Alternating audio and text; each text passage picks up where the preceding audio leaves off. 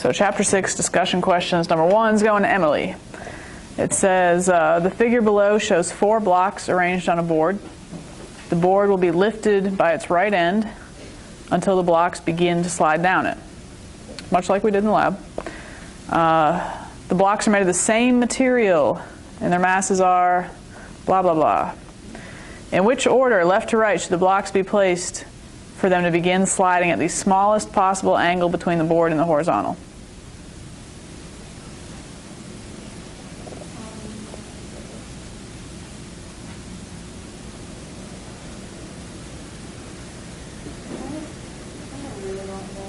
Okay, you just did the equation quiz? What was the equation that related that angle where they began to slide and the coefficient of friction? Tan theta equals coefficient of friction, right? Okay, does mass come into that equation at all? No. And you go back to the slide in the notes where we kind of proved that, but so should it matter at all? No. That equation tan theta equals coefficient of friction to find that slide angle is irrelevant to what the mass is. So if they're all the same material, it's all the same mu, then it wouldn't matter. It'd all be the same. So it does not matter is the answer to number 1. All right, number 2. Erica.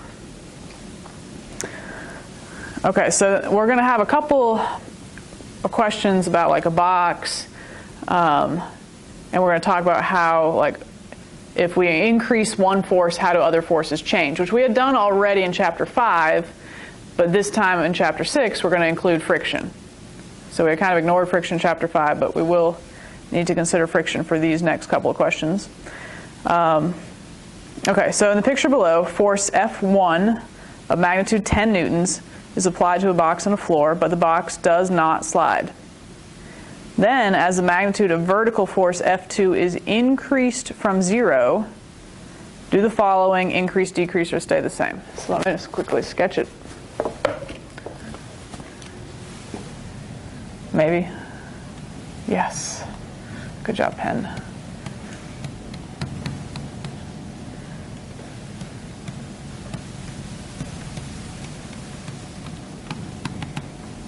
Okay, so that's what we know.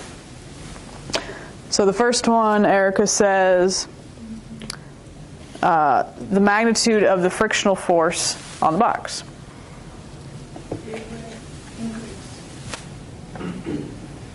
Is the box moving? According to what it says. No. So if it's not moving. Static force? I thought it would because the normal was increasing. Now let's skip down to part C. So you're answering question C, not question A, though, which is important that you notice the difference between this. It's asking about the magnitude of the frictional force for part A, but for part C it says the maximum value of static friction. So if this box is not moving, what must the frictional force be equal to right now? 10. Regardless of what you're doing here, regardless of what this is. If it's not moving, the lefts and rights just simply have to balance out. Now, all right, let's answer part B. What's happening to the normal force on the box as you add this extra force down? Yeah, it would have to go up. The normal force would have to go up as you're pushing more downwards. But that does not necessarily mean the force of friction increases. It just has to match 10 so that it doesn't slide. But if the question was about the maximum value of static friction, then that's where you want to think of your formula.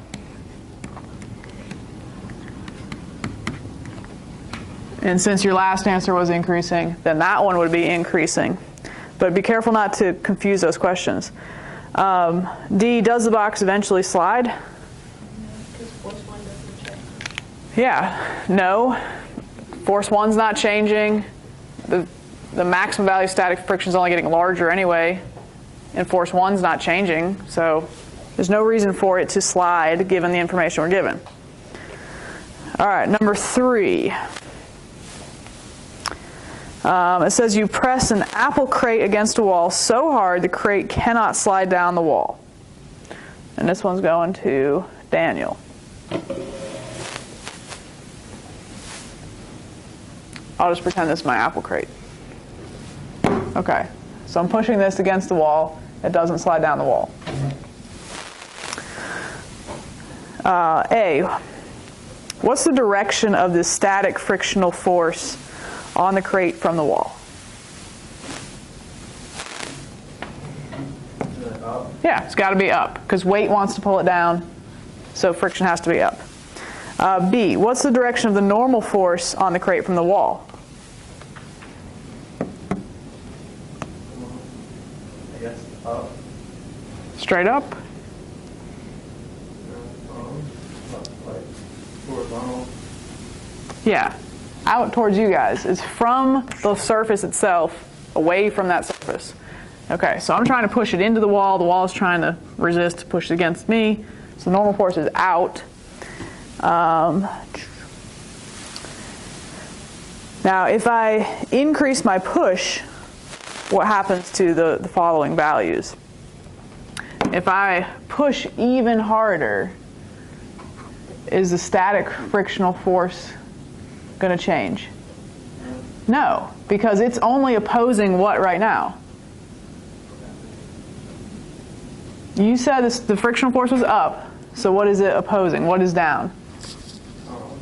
Weight. Weight. Is its weight changing just because I push harder? No. So you're correct. It would stay the same. What happens to the normal force from the wall? Is it more or less same if I start pushing harder? It would have to increase. Exactly. It would have to increase. And what about the maximum value of static friction?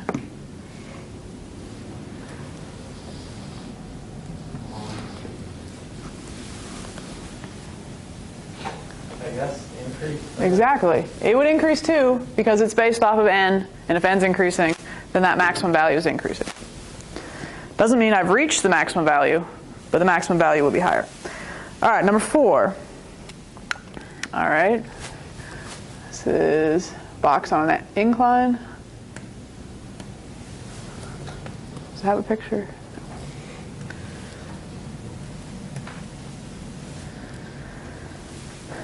Number 4, going to Zach.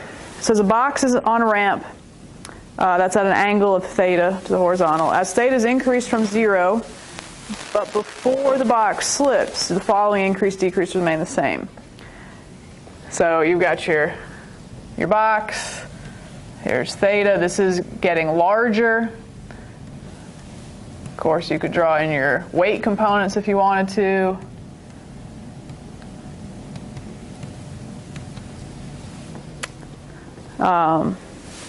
Okay, so simply the angle is getting bigger. What happens to the weight component of the box along the ramp? So that would be weight parallel. Is that going to increase, decrease, or remain the same? The weight. Only the angle is changing. Only the angle is changing. Yep, where the angle is becoming bigger.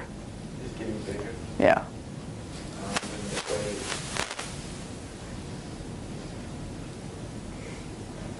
Okay, it's the side of our triangle opposite that angle. So if that angle gets bigger, what happens to the side opposite? It gets bigger. It also gets bigger to match. Okay, so that's going to increase. What about the magnitude of static friction on the box from the ramp? So let's finish our free body diagram for a second. What other forces really should I have added on here? Normal and friction. If I ask him for, it says right before the box slips, but that makes it zero. No, never mind. Now, if normal were 0, then it would be like crashing through the incline. Okay, so you've said part A, weight parallel is going to increase. What would that do to the force of friction? Which is static friction because it's not sliding. Can it make it decrease? It's going to get less? No, more. More? Stay the same maybe? Okay, if it's not moving, what balances out weight parallel? It's not moving. It's not moving. Force of friction. Yeah, those have to be equal. So it has to match your answer to part A. If weight parallel is getting bigger, that has to get bigger to match. Otherwise it would slide. So it says it before the box slips. Okay, how about C, the weight component of the box perpendicular to the ramp? So what's going to happen to weight perpendicular as the angle is greater? It has to decrease, you know, to make my triangle all fit. This side's getting bigger, but this side will get smaller. And the normal force. What would happen to the normal force?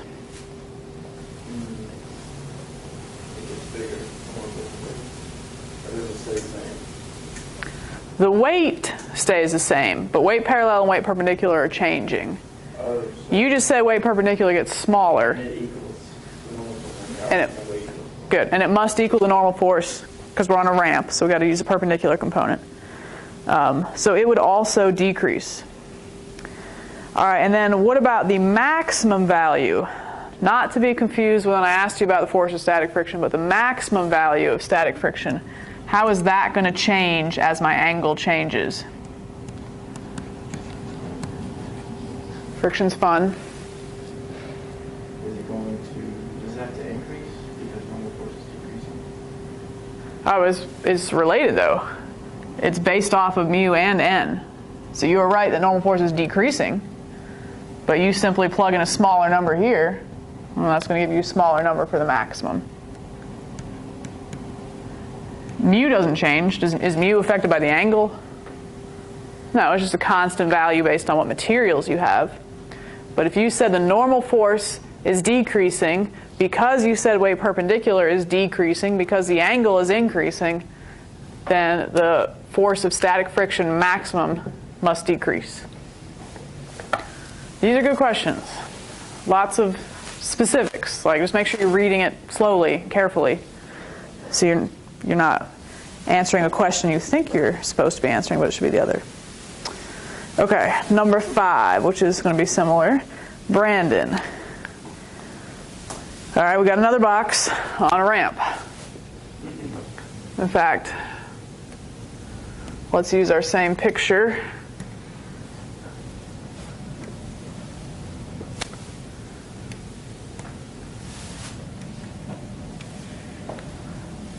And this time we've got some F1 force here. But it says, okay, so in the picture below, a block is held stationary on a ramp by a frictional force on it from the ramp.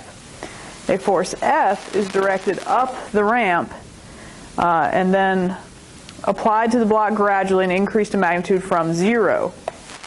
During the increase, what happens to the direction and magnitude of the frictional force? All right, well, its magnitude is going to be increased from 0. So let's imagine it's not there for the time being, starting at 0. Where should friction be right now in this picture? Which way should it be going? Going up the ramp, okay. So that should be there at time 0. Now we start to apply this extra force F1. And it's getting bigger and bigger and bigger. What happens to the frictional force?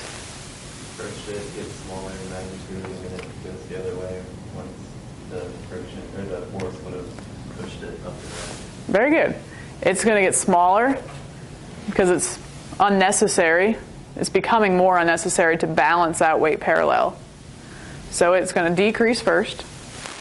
And then it will actually switch directions because now the block would eventually start to move. Although I'm not sure if it even said it was moving yet. It just said during the increase. Okay, if it says, if it's not moving, then it would just decrease down to 0 until those match. But you are right. Once it becomes big enough to overcome weight parallel, the force of friction would switch directions. So very good. All right, number 6, Wes.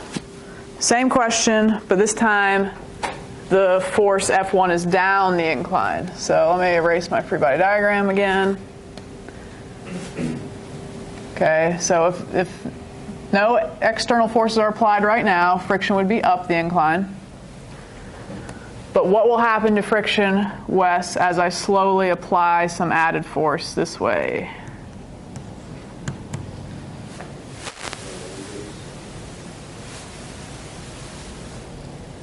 will it ever get smaller? Will it ever switch directions? What? Will it ever get smaller, or will it ever switch directions? I mean, are we talking just about static friction? Yeah. So like, as long as it doesn't move? As long as it doesn't move, it's going to what? Get bigger. If it does start to move, well, of course, it wouldn't be static friction anymore. But if it does start to move, what would be true about it? It would go down because kinetic friction is just simply a smaller value than static friction.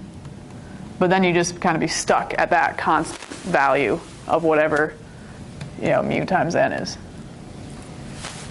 Okay, so very good. It would be increasing there. All right, number 7. Connor.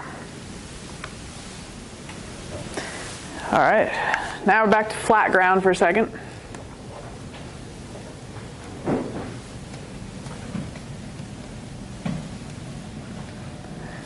And we're applying some force on this box at an angle like this.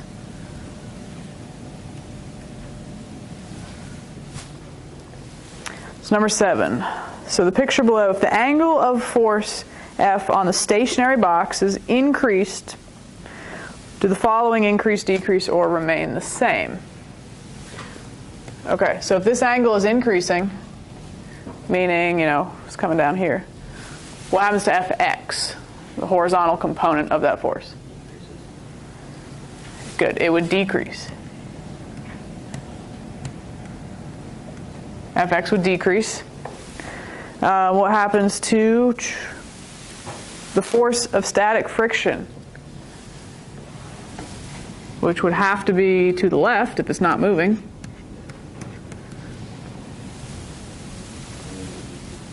Exactly, it would decrease as well. If the horizontal component that it's opposing is decreasing, then it would decrease too, because it's not moving. They have to match. All right, how about the normal force? Very good. It would increase because Fy is increasing. So the more force down, we have to have the more force up. And then how about the force of friction max? Good. It would have to increase too, because that would be based off our formula. And if n is increasing, it is increasing. Very good. All right, number 8 is the same exact thing, except the force is up. So Tyler, let's redo that real quick.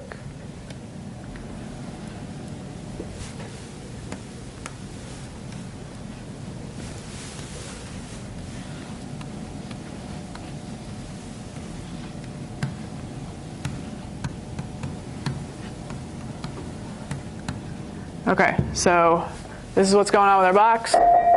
Angle is increasing. So what happens to Fx as the angle increases? It decreases. What happens to the force of static friction? Decreases to match. What happens to the normal force? Also decreases, because you're going to have more upward force in this case, so you would get less from the normal.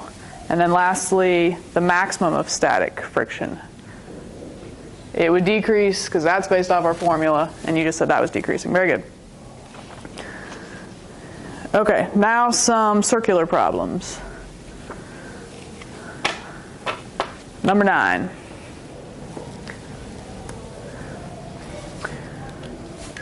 All right, number 9 is a conical pendulum.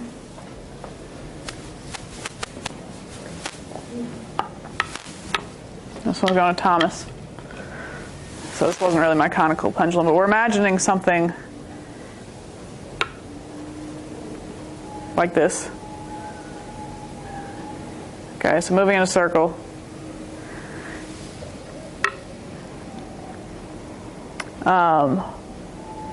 What period and speed are associated with an angle of 90 degrees? Remembering that, what's the angle anyway?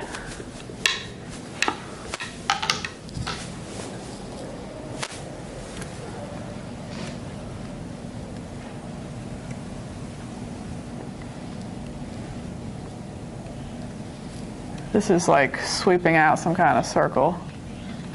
It's a good circle.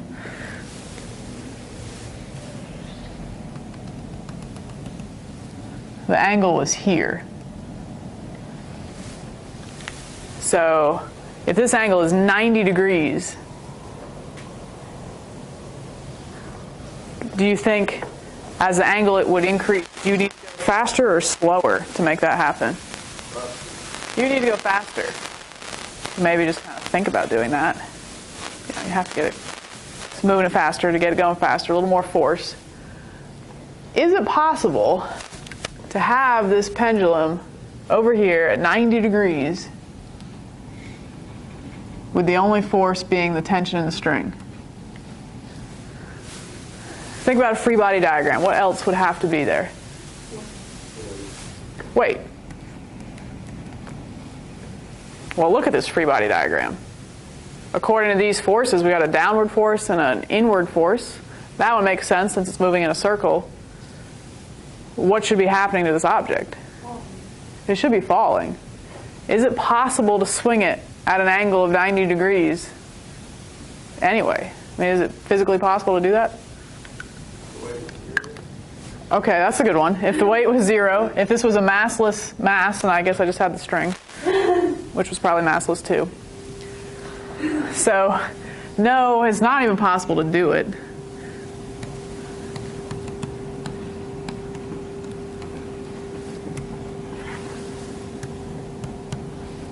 Here's another proof for you. Do you remember what your tangent function looked like as a graph?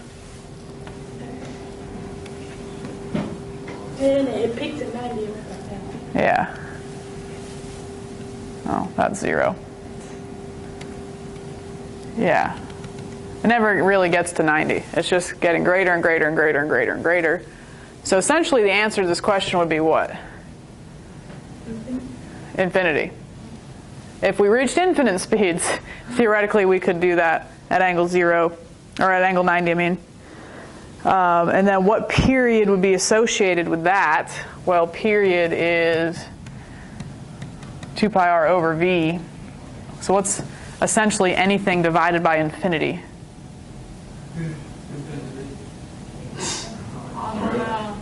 Well, something divided by a really big number. That was a very, very large number. Yeah, we're getting close to 0. So the period would be essentially 0. The speed needed to do that would be infinity, because it's not really possible to do that anyway. All right, that was conical pendulum 1.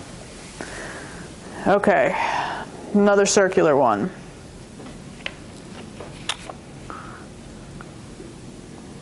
Tyler, you did one right. Who's left? Oh, all right, reshuffle. Everyone got one?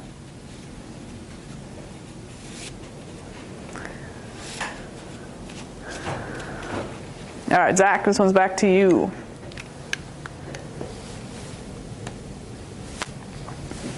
It says a particle is to move about 3 circular arcs with the following speeds and radii. Rank the arcs according to the magnitude of the centripetal force, starting with the greatest.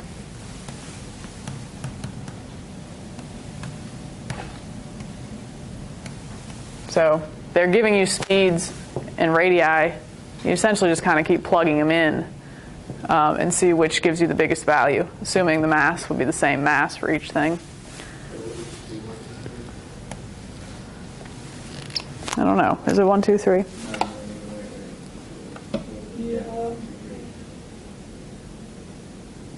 Yeah, it is 1, 2, 3. So like for example, arc 1, you know, you got a speed of 2v0, which you square, so you end up with a term of 4. And then you just, you know, over 1, so that's like factor of 4. Yeah. All right, perfect. So 4, factor of 4, factor of 3, factor of 1. So just in order, 1, 2, 3. Okay. If you had, would the mass ever change the order of that? Well, if they said one object had a bigger mass than the other, yeah. But we're assuming it's the same object, same particle. All right, Erica, number 11. All right, the figure below shows an overhead view of an amusement park ride that travels at constant speed. through 5 circular arcs of radii r, 2r, or 3r.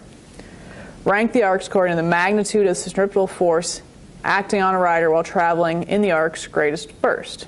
Okay, so similar question as Zach's. You're trying to find the greatest force, but it says it's constant, so this part's just kind of irrelevant anyway. I assume it's the same rider, so it's the same mass. So divided by r. So to have the biggest force, do you want a small r or a large r? Small. So which one of those pictures, or which of those, parts of a circle has the smallest r?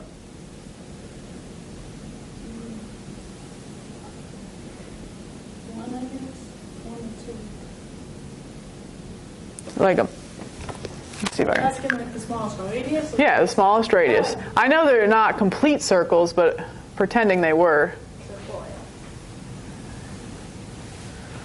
So what is it like?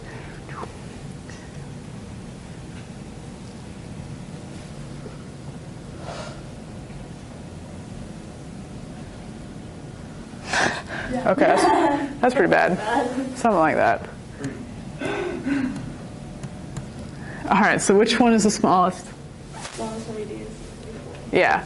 Again, it's not a circle, but imagining that was part of a circle. All right, 4, and then what?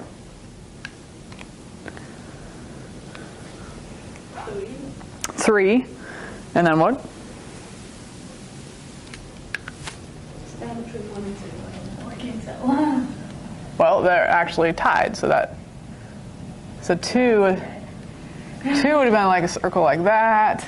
1 was supposed to be the same. And even 5 is the same.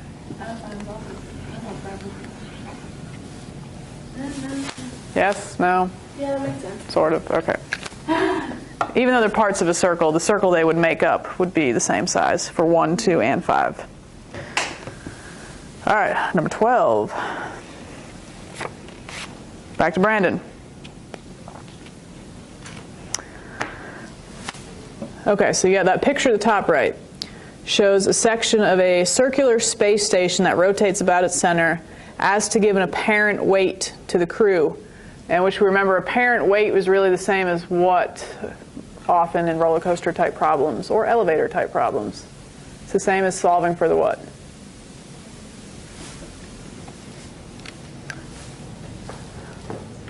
What forces are acting on you in the elevator?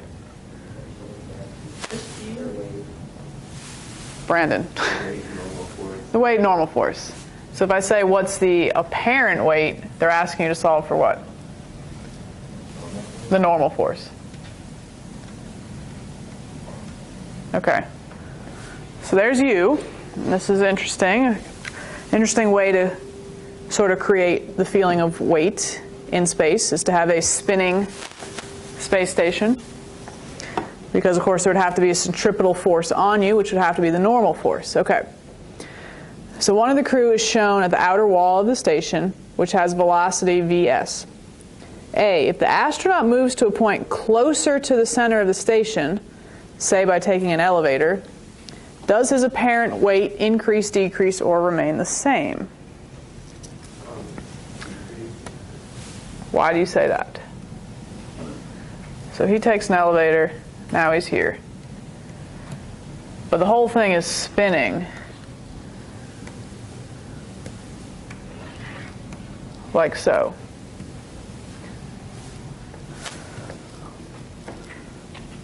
It is decrease. Can you explain yourself? Well, if you were directly in the middle, there would be any apparent weight, right? I guess so, because there would be essentially no radius, and you wouldn't really be spinning anyway. So I guess because the radius is smaller. Well, that would actually be the opposite, though. I shouldn't say that. It's like a radius of 0, but if the radius just gets smaller, if you're dividing by a smaller number, what happens to the force?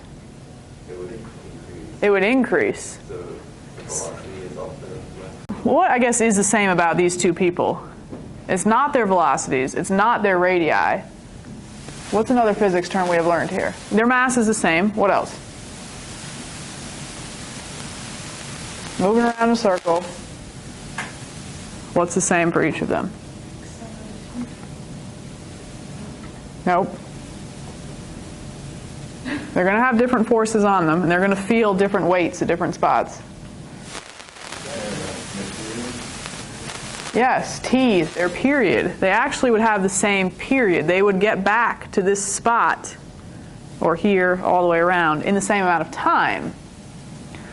Okay, so if their periods are the same,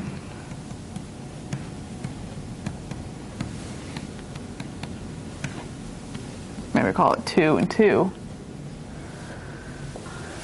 then their radius and velocity is simply just related, it's directly related. They are proportional. Okay, so if your radius goes down by half, your speed goes down by half, because obviously you're running inside the track. Perfect example. In the same amount of time as someone running the track in the outside loop, they've got less distance to travel, so there's your half r, but they would obviously be going slower too. But it would match, half and half. So if you plug in a half instead of 2, that is affecting your answer more so than changing the radius by half, which was our original answer of decrease, which is the right answer. You would have less apparent weight there. I had 2 questions left from the Chapter 6 discussion questions I want to finish up. We were on number 13. It says, the picture below shows overhead views of 2 stones that travel in circles over a frictionless surface. Each stone is tied to a cord whose opposite end is anchored at the center of the circle. Is the tension in the longer cord greater than, less than, or the same as that in the shorter cord if the stones travel in, or at A, the same speed, or B, with the same period? So we have these little cans we're using in the lab. You kind of imagine, something like this. And then with a smaller radius, maybe something like this. So the first question is, if I'm creating circular motion those 2 different times with 2 different radii, how would that affect the tension in the cord, which is our centripetal force? Well, for the situation where you have the longer cord, the bigger radius in the denominator is going to cause a smaller centripetal force. So our tension would be smaller if the radius is bigger, assuming they both have the same speed. The second question asked about how they would be related if the periods of motion were the same. And so we know period is 2 pi r, our circumference,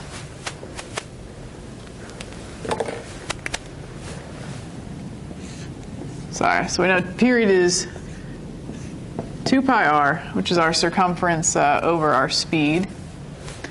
And I would like to rearrange this and solve for speed, since that's what I need in my centripetal force equation. So swapping around, we would have speed is 2 pi r over t, and then go ahead and plug that in. So then our centripetal force would be mass times all of that, 2 pi r over t squared, and all of that over r. So we know that in the 2 situations, the mass of the stone is going to be the same. 2 pi squared is just a constant. That would be the same in either case. The period we said was the same in either case. We're squaring that. But then we have a factor of r squared on the top and a factor of r on the bottom.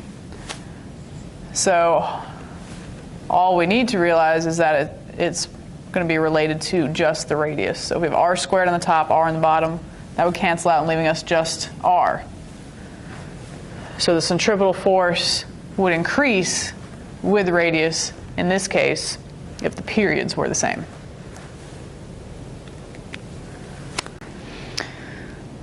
Okay, and the last question, number 14. A coin lies on a turntable whose speed can be gradually increased from 0 in steps. What happens to the magnitude of the frictional force on the coin from the turntable as the speed is increased to a larger value? So what happens to the frictional force? So we have our coin on a turntable. Of course, if it were frictionless, the turntable would just move underneath the coin. It wouldn't affect the coin at all. It would just stay there, bird's eye view.